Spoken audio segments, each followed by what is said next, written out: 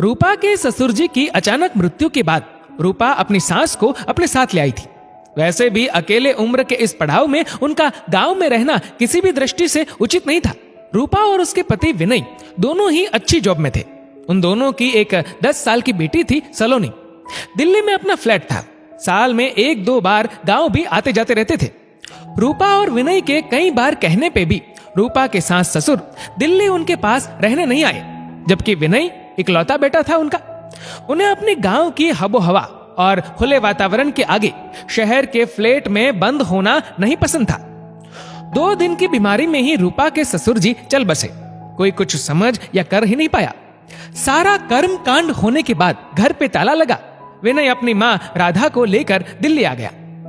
बेटे के घर अपनी पोती के साथ राधा जी का मन बहल जाता। समय निकल रहा था। एक दिन सबकी छुट्टी थी तो विनय ने बाहर खाना खाने का प्लान बना दिया। सब तैयार हो निकले रेस्टोरेंट के लिए।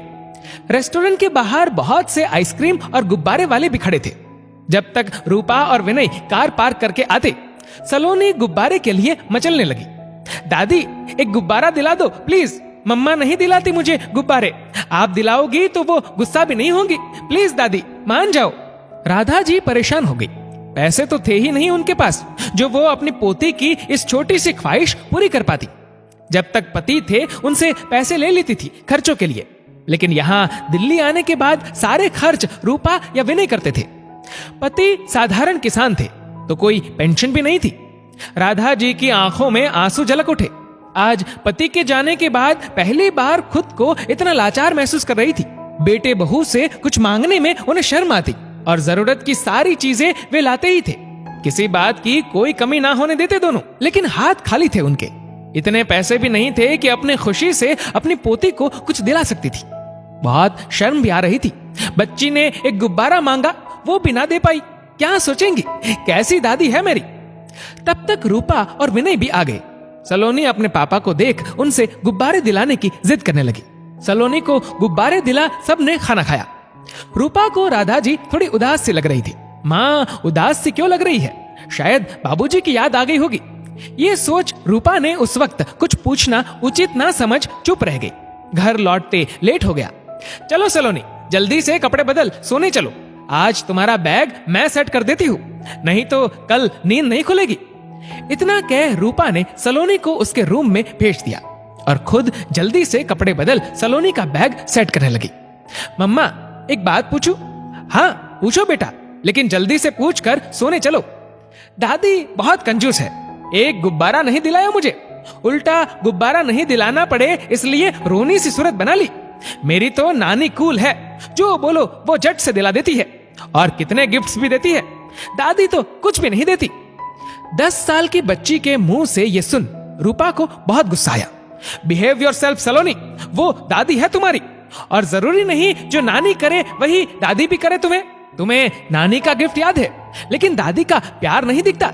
2 लोगों की तुलना कभी नहीं करते। चलो सो जाओ और आइंदा ये मैं नहीं सुनना चाहती। अपनी मम्मा को गुस्सा करते देख सलोनी ने झट से सॉरी बोला और सोने चली गई। रूपा की नींद उड़ चुकी थी। सारा माजरा अब वो समझ चुकी थी और अपनी बेवकूफी पे बहुत शर्मिंदा भी थी। अगले दिन विनय और सलोनी को स्कूल और ऑफिस भेज रूपा भी ऑफिस के लिए रेडी हो गई और जाते वक्त राधा जी के हाथों में कुछ पैसे दे बोली, ये रख लीजिए माँ, कहीं कुछ जरूरत पड़े तब काम आएंगे। लेकिन मुझे क्या जरूरत होगी बहू, सब कुछ तो है घर में। राधा जी संकुचा के बोली। फिर भी माँ, कुछ नहीं तो सलोनी को आइसक्रीम खिला दीजिएगा या फिर शाम को अपने पार्क की सहेलियों के साथ चाय पार्टी कर लीजिएगा। लेकिन बहू मैं, क्यों माँ, विनय देते तो भी आप मना करती क्या? नहीं ना, फिर मैं भी तो आपकी बेटी हूँ और आपकी बहू भी कमाती है माँ। अपनी माँ को एक बेटी अपने पैसे तो दे ही सकती है। अब मना मत कीजिएगा माँ, नहीं तो मुझे बहुत दुख होगा। कांपते हाथों से राधा जी ने पैसे ले लिए और अपनी बहू को गले लगा ढेरों आशीर्वाद दे दिए। उनके दिल की बात जो उनका बेटा ना समझ सका, आज बहू ने जान ली थी।